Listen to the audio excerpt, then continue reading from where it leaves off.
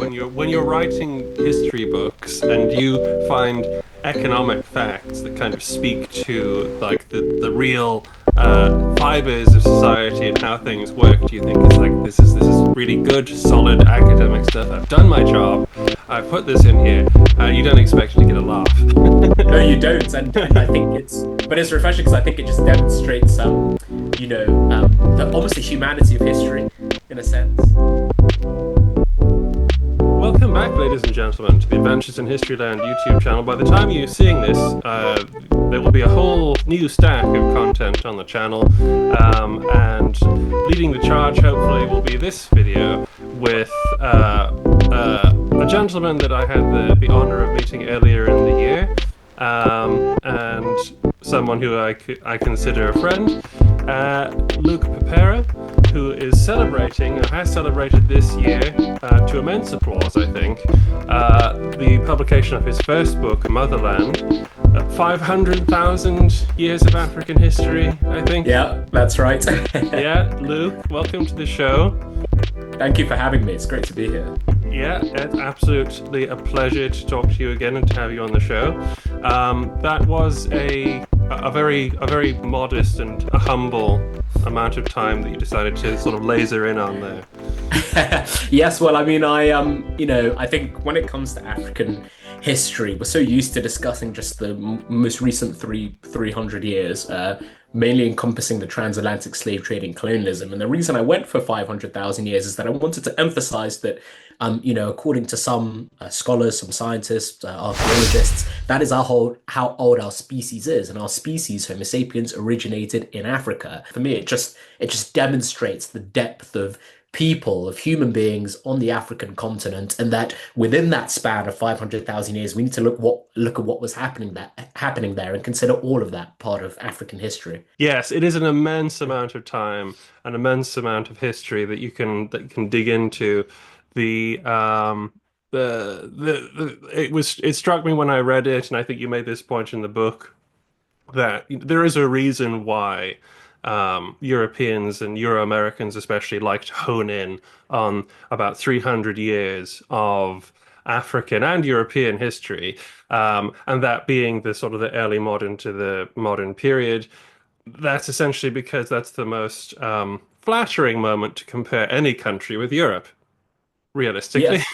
Yes. Yeah. No, that's a great point, actually. I didn't think, for me, I thought of it as being the case that when it comes to Africa, obviously, if you're studying African history in Europe and in a European context, Europeans and Africans only encounter each other in the last 500 years. And as you mentioned, exactly as you said, the last 300 years is sort of where you have the age of European empires, or the start of the age of European empires, the foundation of which, or a lot of those empires, is the transatlantic slave trade and the plantation economies that develop in the Americas.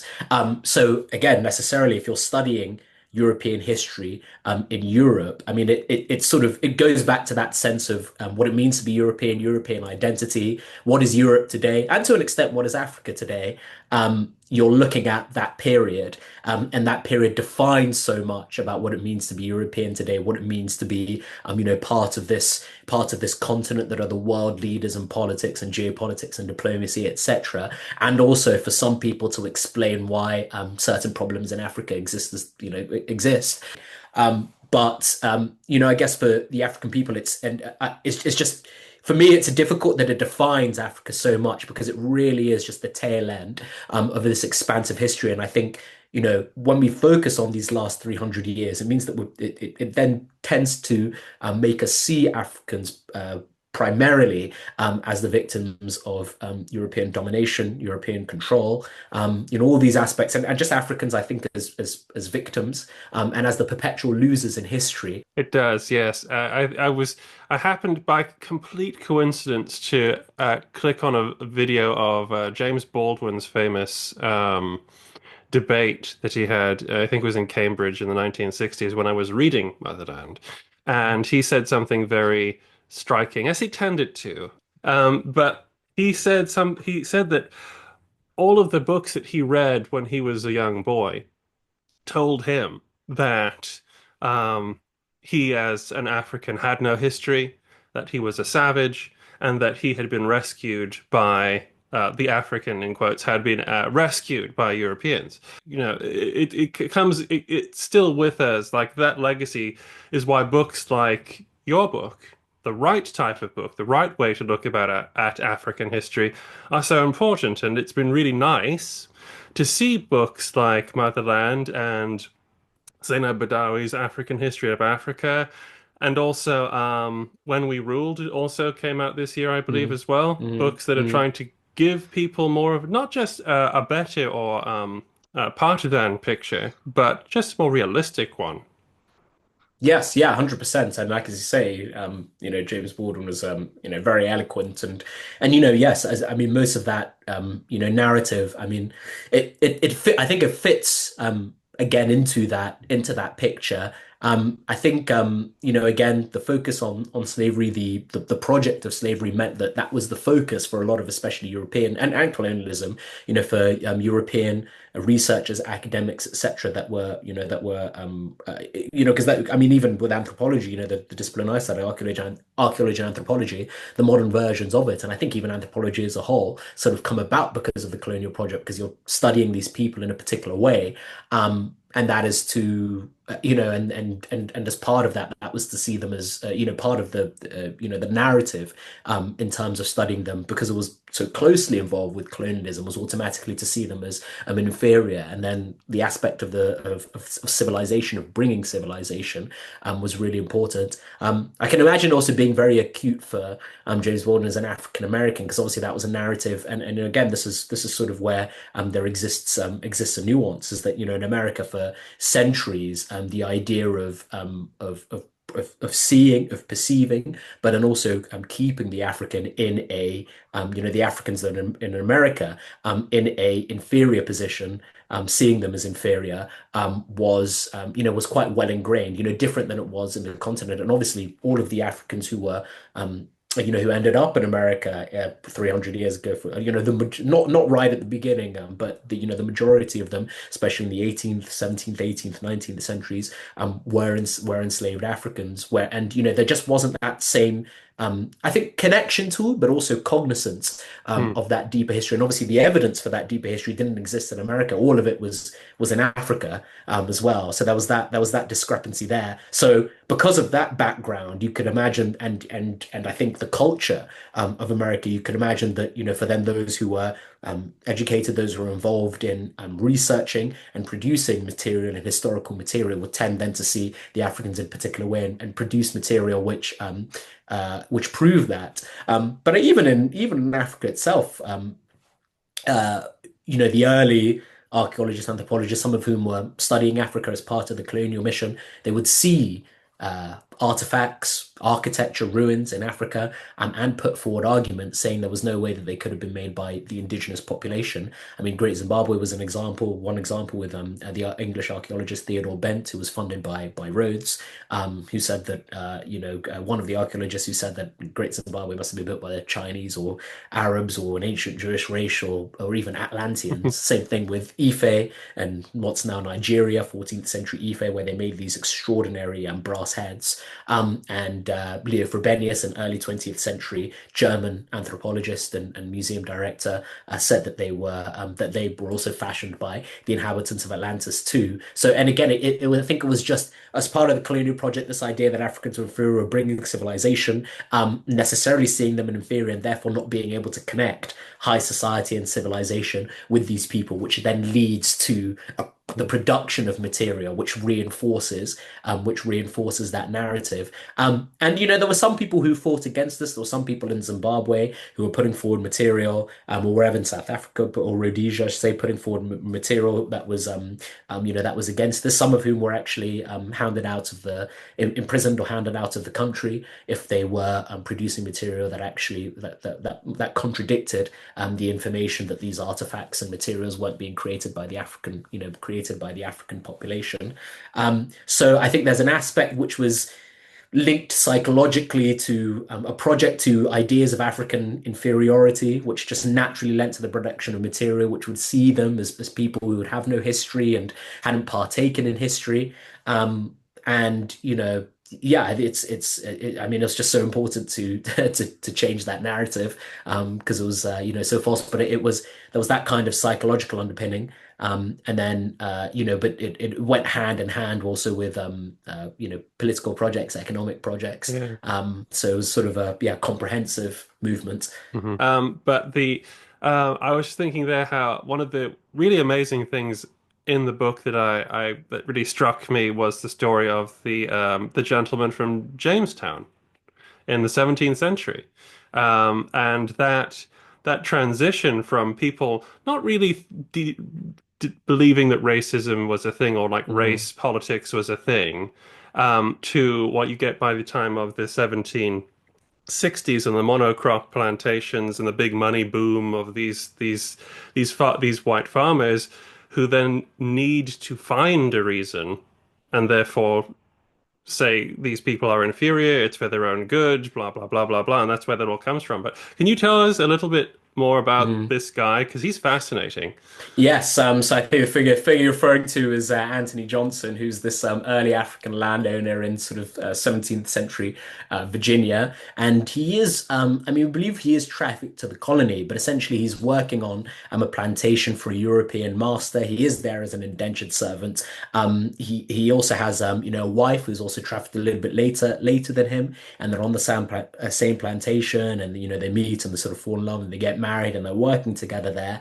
And they work for their term. They're freed, but by the time that they're freed, they've worked well and they work so hard that they essentially have enough money to buy land of their own and to buy livestock of their own, and even to buy workers of their own, or to pay workers of their own. So they get a couple of workers of their own as well. But he, again, as an African, after having been freed, gets his own land and becomes essentially, becomes a landowner, and is seen as as a respected figure. Him and his entire family, him and his wife have four children, are seen as respected figures in Virginian society, early Virginian society. And I think, for me, I wanted to use him as an example to demonstrate that early Virginian society wasn't mixed. The idea, what we see later, and I think that's kind of exemplified by, I mean, this is also quite a little bit later, but just as just off the top of my head, or as an example, Jim Crow, for example, where you see a really racially stratified society where it's clear that Africans or African Americans are inferior and they have limited, they're seen as inferior psychologically, they have limited freedoms, but obviously this has a background in slavery, but sort of the slavery of the South, but limited freedoms, seen as inferior, not allowed in certain places, segregation, all the rest of it. This wasn't a situation actually that has always existed in America, and didn't always exist even in the early days, or the early decades, when you had an increased importation of enslaved Africans from the African heartland to the Americas. And the reason for that is because, I mean, it was a completely new society. I mean, the people who were there essentially were in the process still of figuring it out. And I think the fact that it ended up being Africans as seen as the inferior, and Europeans and enslaved Africans being seen as inferior, or Africans in general being seen as inferior, and Europeans being seen as superior, was largely arbitrary, due to, like I said, factors such as what was happening even on the continent, the kind of relationships that were brewing and taking place between Europeans and Africans, sort of indigenous African kingdoms. The fact that, like I say, sorry, the fact that indentured servants he had freed, and the fact that Native Americans were dying off, because it could have just easily have been, the sense of the Native Americans being, Yeah. that was the aim. But Johnson, and again, like I said, it was just to demonstrate the society was mixed. You had not only European landowners in early Virginia as they were kind of figured things out, but you had African landowners, and you not only had African servants, and mainly for the most part in this case indentured servants, but you had European indentured servants too, and across all sectors of society they interacted. African landowners interacted with both, with African servants and European landowners, and vice versa. They all interacted together, and it was largely what sort of what meant that you belonged to free Virginian society, what meant that you were civilized and to an extent superior, etc., was not your race or your skin color. It was your faith. It was being Christian.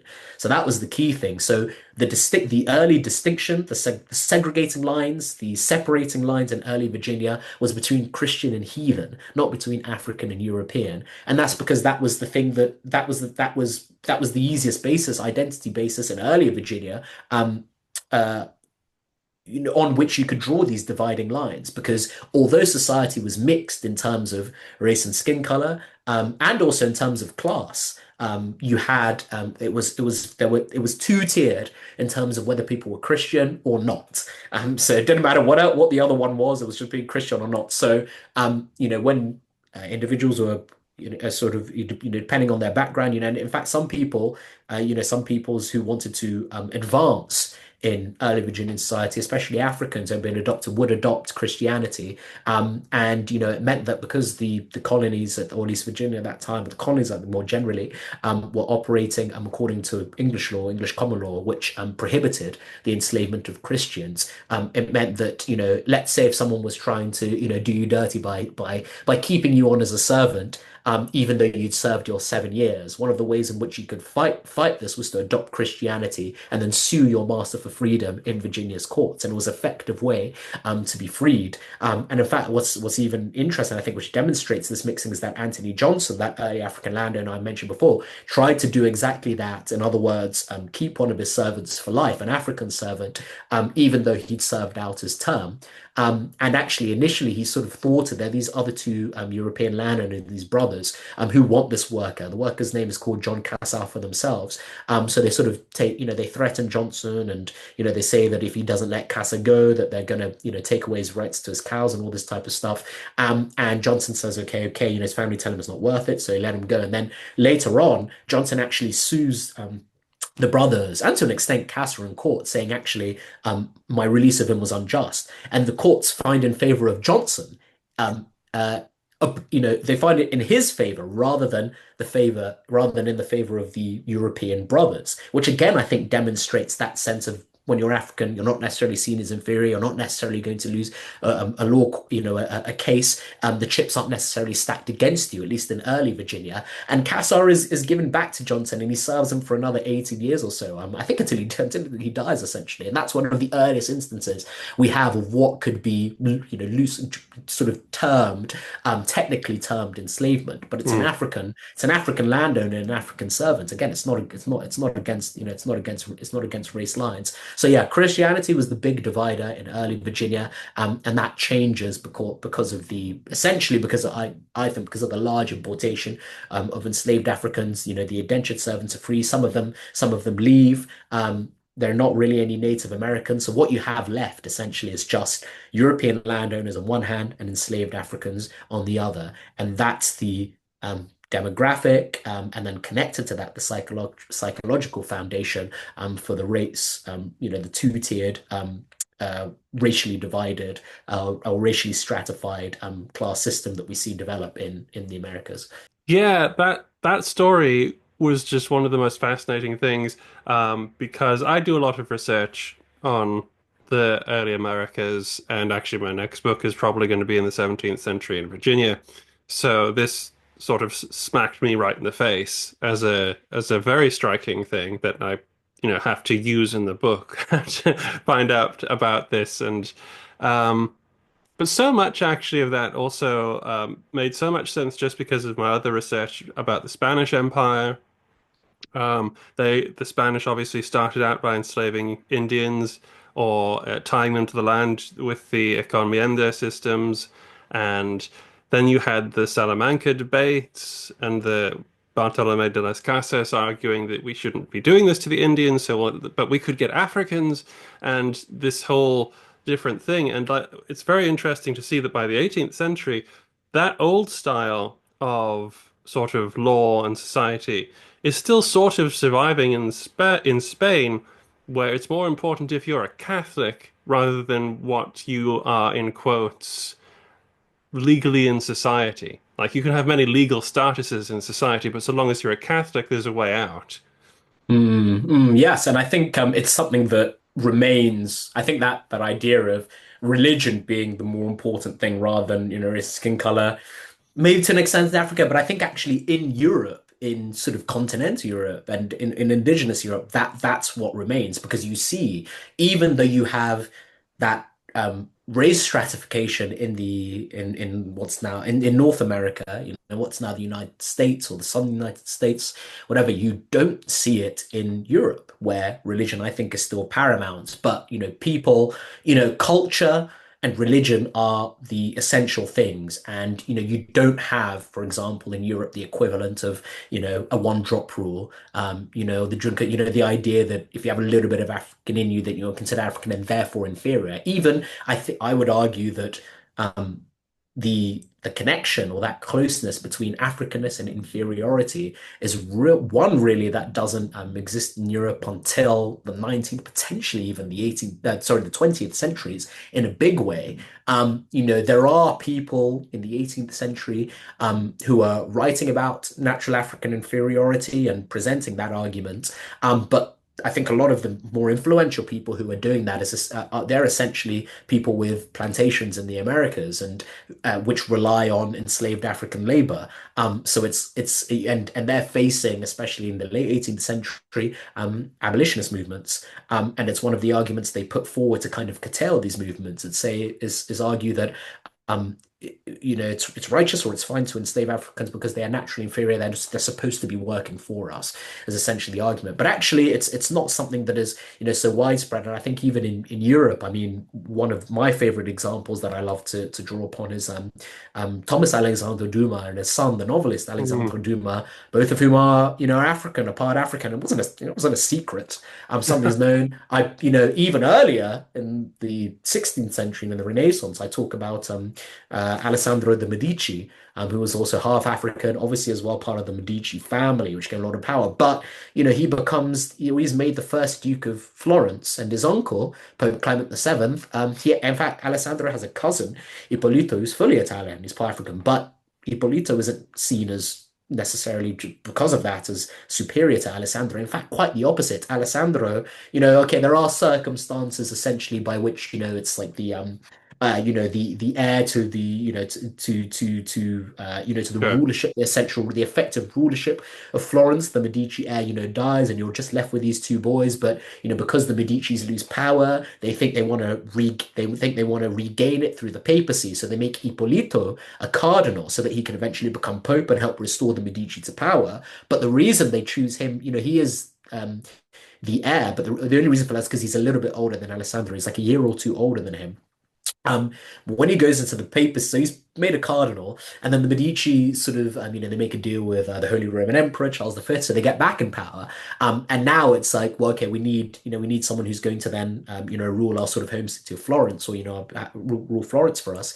And they pick Alessandro because sort of Ippolito is already marked out for the papacy. Alessandro was going to be the spare anyway. He was already being given a good education. He was probably going to go into the military. But with the Medici regained their power, now they need, someone who can well, one, I think be betrothed to Charles's daughter, Margaret, but then also take on that rulership. They choose Alessandro, and there's no argument or there's no, no one disagrees with this, Mhm. or thinks that Alessandro isn't fit to rule simply because he's African. Even in the 6th century, Not even a consideration. it's hardly a consideration. The only issue people really take with, people really have with Alessandro's background and with his heritage is the fact that he's not fully noble born. So his mother was a servant in the Medici household. So that's why he's sometimes called, the mule or the Moor. Mhm. But it's not. It's not really anything to do with his Africanness or the idea Mhm. that Africans are inferior. But like I said later on, Thomas Alexander Duma and Alexander Duma. You have Gannibal Petrovic in Yeah. Gambia.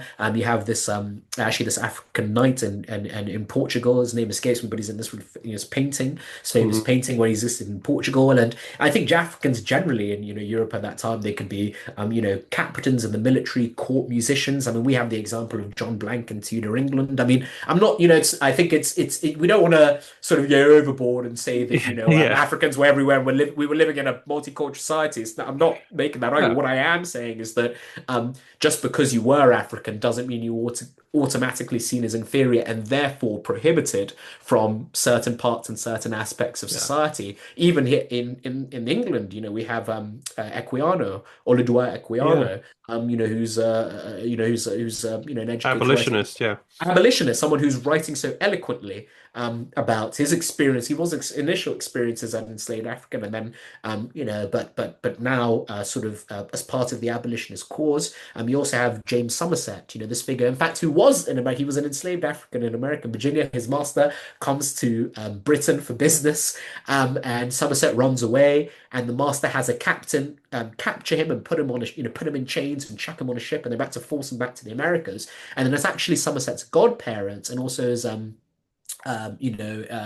some of his godparents who appeal to Lord Mansfield, the Chief Justice, and they were because he'd been baptized when he'd been brought over, and they were British, and they say well this is wrong. They're just okay. Well, sort of in respect of habeas corpus, we're going to have to, I'm going to have to go to court for this essentially. And Somerset wins, and there are Africans who are in the, Africans who live in Britain who were in the court who were cheering him on, as well as like British people. Sure. So it's not, I think it just, I think there are some people when you present this history, they say, well, it's like a wokification. It's like, not really. It's actually just this idea that things weren't always as as kind of as a sort of clear cut. There's a great amount of nuance Yeah. in history. I mean, in life, but in history too. And especially when you're looking back only 200 years ago. I mean, people's perspectives, at least the majority of people, in a lot of ways, insofar as it relates to their what might be termed their natural humanity, wasn't so different from today. I mean, people just understood to a large extent what was just and wasn't just.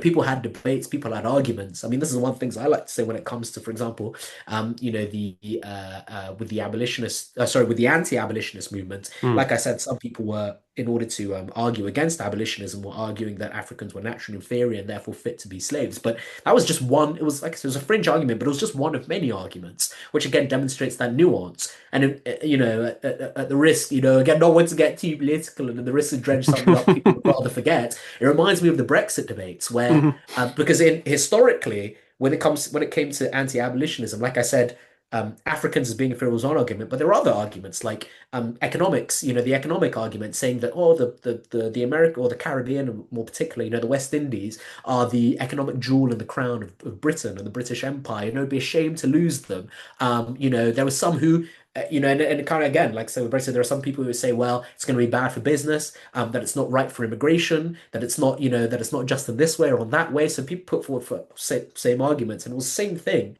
historically. And I think also particularly in Europe, let's say race, skin color did not figure as much in the thinking of people, whether it was thinking of certain peoples as superior and inferior for the most part until a lot later. And it's hard to I mean, it's always hard to sort of say how ideas spread. I think when you look at the intellectual history of Europe, you definitely see a trend of people kind of arguing towards that. But again, I think it begins, like I say, it begins with people who had an vested economic interest in the West Hmm. Indies. Some of their ideas are taken on by, people with a particular agenda or a particular axe to grind. There is the question, which I don't think I've fully worked out yet, but exploring of how it becomes sort of widespread, how it becomes kind of commonly felt, some Hmm. of these prejudices, which is where you see, let's say in post-colonial Britain, where you have you have the racism that exists there of people not being able to get certain houses, etc. How that kind of comes about. But I mean, I think one thing that demonstrates is that these ideas of African inferiority, I mean, our ideas of modern racism are remarkably modern. They come Yeah. about a lot later than we would think. They don't, to a large extent, exist, at least the way in which we conceive of it, racism today doesn't exist in the ancient world, doesn't really exist in the medieval world, doesn't really exist in the early modern world. It's really a modern phenomenon.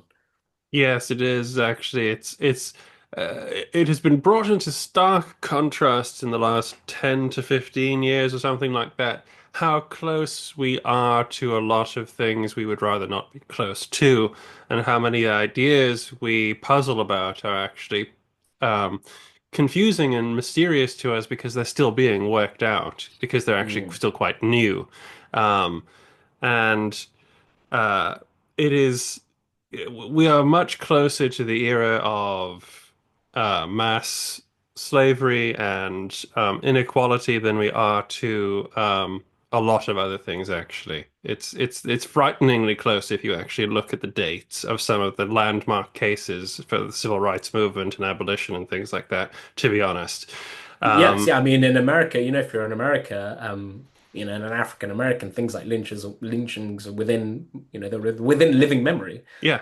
which is a great thing. But then I think, I would always say that America's, especially in that respect, is unique. Oh, yeah. I don't think, I mean, there are.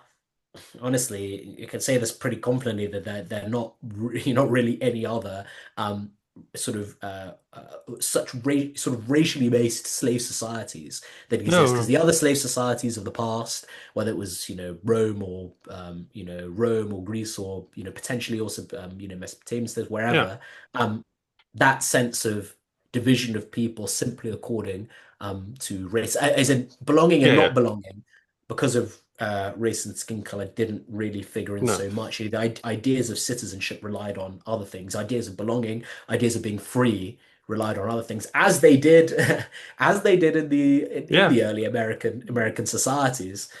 The it is a fact, yeah, America, as you I agree completely.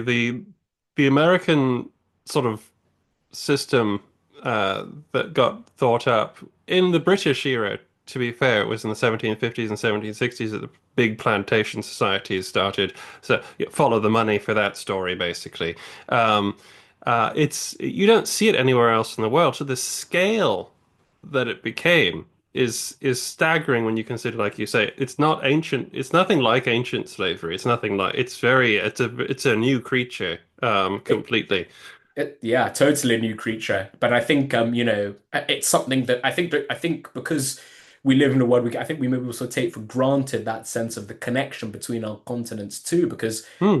I mean, they were, until those European expeditions, and I think Columbus was also trying to find, route to India and the wealth Hmm. there, which is why we get a lot of the names for the people in the Americas that we Yeah. do. But again, before those expeditions, and whether or not this is sort of, yeah, it could be, one could argue a credit to the Europeans, and even though it happens by complete accident, is that they bring into contact the old world and the new world, which transforms Yeah. everything. So as you mentioned, it's like not only is America unique in that context, but actually, whether it's the plantation comes, I mean, everything that's happening because of that contact is, I mean, is transformative and it is new in so many ways because, Mm. initially you kind of have what was happening in, Africa, Asia.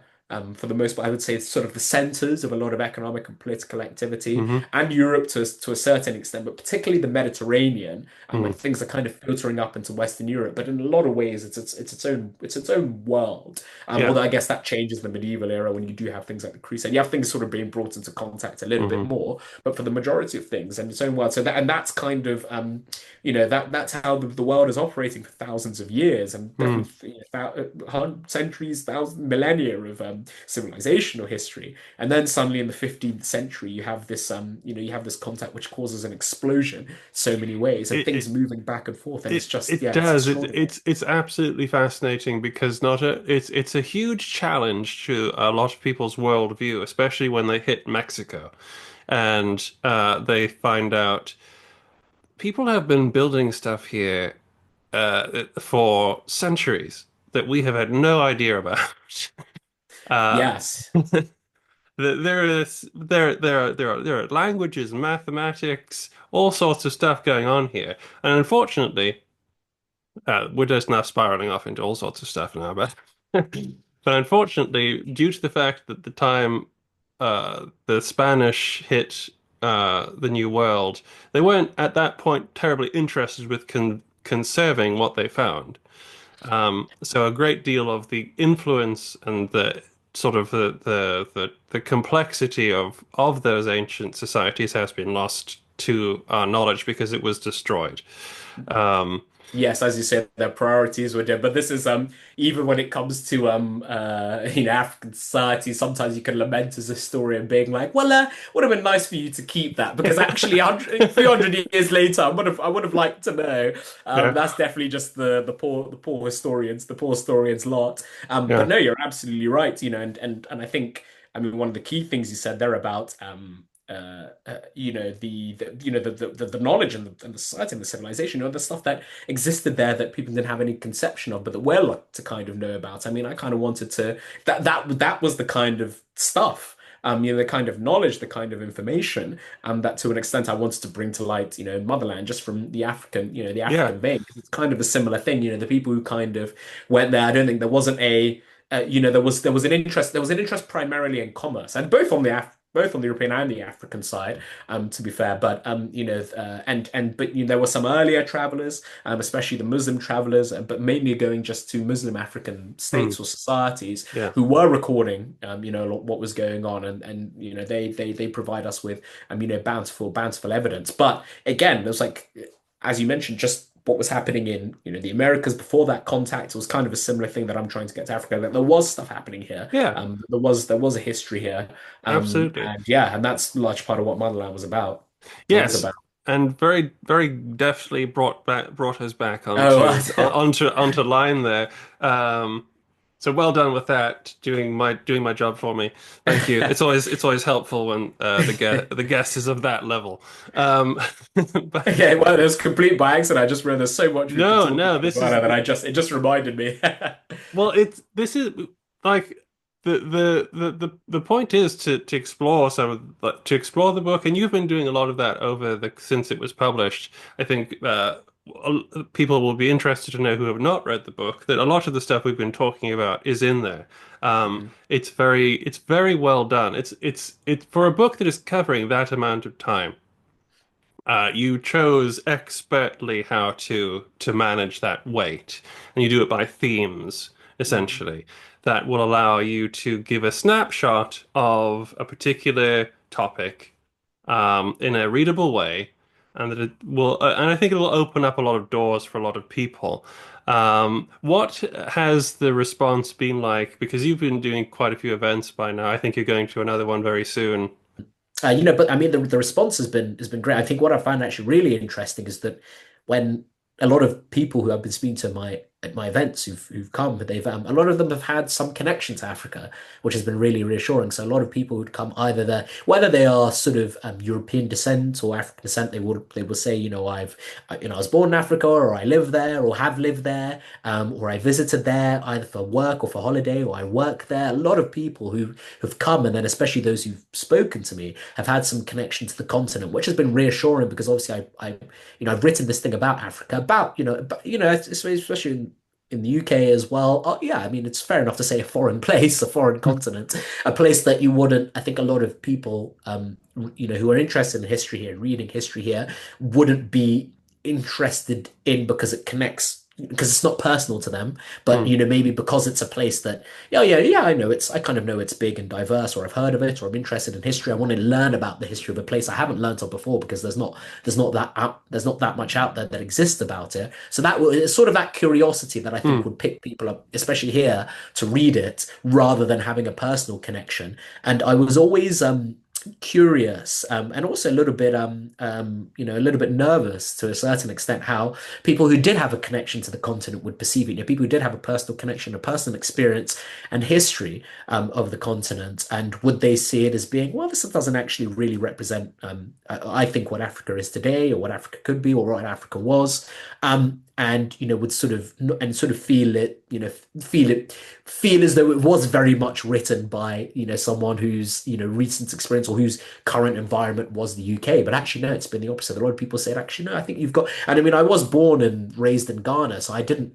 I suppose I shouldn't have been too nervous saying that I wouldn't have been able to get the essence of Africa, because I understand it. Hmm. But it was nice to get that reassurance that other people I'd met who also had that connection to Africa had sort of affirmed me in that, reaffirmed me in that. Hmm. And then also as well, people have also been, just even if they've just been curious, no personal connection. I've also just loved loved listening to and sort of being engaged with some of the stories I tell. Like the story of Mansa Musa, this Mhm. 14th century Malian emperor, and his pilgrimage, and to Mecca. He being part of this Muslim state Mali. He's been Muslim since the 12th I century. don't know Yeah. if I don't know if it would be heretical or not, but that so sounds like some sort of Coen Brothers movie. Someone could make such a great kind of sort of like drama comedy out of that. Oh, 100%. I mean, it's funny because when I tell the story, it's interesting because I will say certain facts. So, for example, when Musa gets to, Egypt, he gifts so much gold, and the Malians who are part of his pilgrimage caravan, pilgrimage train, spend so much gold that they, devalue they sort of cause inflation for 10 years in Cairo. And I sort of just put this forward as like a matter of historical fact, which is what it is. But people find it hilarious because I think it's just it is ridiculous in its Yeah, scale. I think the whole journey, as you say, is ridiculous in its scale. In a way, in a strange way, a little bit. Yeah, it's just, yeah, it's completely out there. But, and, that idea of someone being so wealthy that them just souvenir shopping could cause massive, could cause economic turmoil in three continents is ridiculous. But but the reason I tell the story is to demonstrate that actually, there were yeah. African societies before Africans and Europeans really knew that much about each other, had officially made direct contact. That there was an African society that was this influential, that there was this powerful. But no, so as you say, there is and I guess when I thought about it more, I was like, yeah, okay, it is pretty hubris. But when I was researching it, I was Yeah, just yeah. like, okay, that's pretty incredible, but I'll put that in because it's just what the chroniclers tell us. But every time I tell that story at that part, I get a massive laugh, and it's really funny to see. It's just such a kind of a like I don't know what the word almost absurdist level It is. of flexing is I think what people find so amusing about it. But I totally get when you're writing history books and you find economic facts that kind of speak to like the real fibers of society and how things work. Do you think it's like this is really good, solid academic stuff? I've done my job. I've put this in here. You don't expect it to get a laugh. No, you don't, and I think but it's refreshing because I think it just demonstrates, the almost the humanity of history in a sense. That because I think even honestly in Musa's own time, even by his brother who takes over after Mansa Suleiman, his expedition is seen as absurd. So it's funny that 600 years later, it has that same reputation, at least amongst a sizable part of the Mali population. I mean, it's one of the reasons there isn't arguably it's one of the reasons there isn't a pilgrimage as big as that again. It's because a lot of the Malians were like, well, that was just an extraordinary waste of money. So, Yeah. It's going and to it's funny Mecca, that right? exactly, and it's funny that people today, he's like, yeah, he's like he's going on a religious journey. What's he doing? Just like building a mosque everywhere. His Yeah. train stops on a Friday and all this stuff. So there are a lot of Mali, and in fact, even in Mali today, even because of the hereditary storytellers, the griots, whose job it is to kind of remember and record and chronicle and also tell the stories of important figures in Mali society, especially the rulers. There's a sizable chunk of them who are, who paint Musa as being, who paint Musa negatively, because they say Yeah. it was just like, what was the point? What was the point of that? So, but it's funny that like 600 years happening in Mali, but then also like 600 years later in the UK, there are a lot of people who still have that same reaction. hmm it's brilliant, and there are a lot of great stories in Motherland. Some of them are fu like funny, some of them are serious, some of them are dramatic and tragic. There's a lot in there for people wanting to get a touch point with African history and to get a sense of that history, of how deep it is. And like I said at the beginning, with unless you have some sort of basis in history, unless you have some sort of understanding of where people come from on their cultural heritage and things like that, you will swallow a lot of things that is just fed to you by the news or by people who have access to grind and things like that. And it's just not. It's history is a way of navigation, Mm. and this is a really good cartographer's guide, if so to speak. I think. Thank you so much. I mean, that's really lovely to hear. I mean, that was again, it was impossible to do in one volume the history of entire continent. So I did just want it to be, as you missed, like a guide, like a journey, to what for me were maybe not every essential part of Africanness, but at least some of the key Hmm. parts, some of the really key parts, I should say, of what being African is about. And it's not about being a victim of slavery and colonization, or at least wholly. Yeah. It's about being, it's about being, it's about being keepers of oral records. It's about being people who have this sophisticated view to health. It's about being people who have these empires, or people who travel to these places. All of that, these beliefs, this history, these events, these beliefs, all of that constitutes Africanness. And I wanted to sort of weave a journey which allowed people to just come away from the book, having read it, with a sense of what it means, what being Hmm. African is about, what it means to be African historically, and culturally, which would then hopefully, prompt some further study and investigation. I mean, I think a base level understanding of, Yeah. like, okay, so my viewpoint has sort of changed. If I thought that, when I thought about Africans, what came to my mind initially was slavery and colonization, and the African is inferior and is downtrodden, and Mhm. needing wells to be built in their village, and all that kind of very negative, like, perception of Africa, which,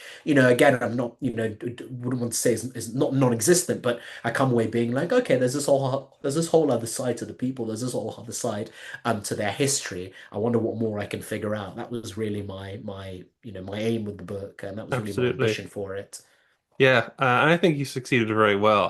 But that begs the question, of course.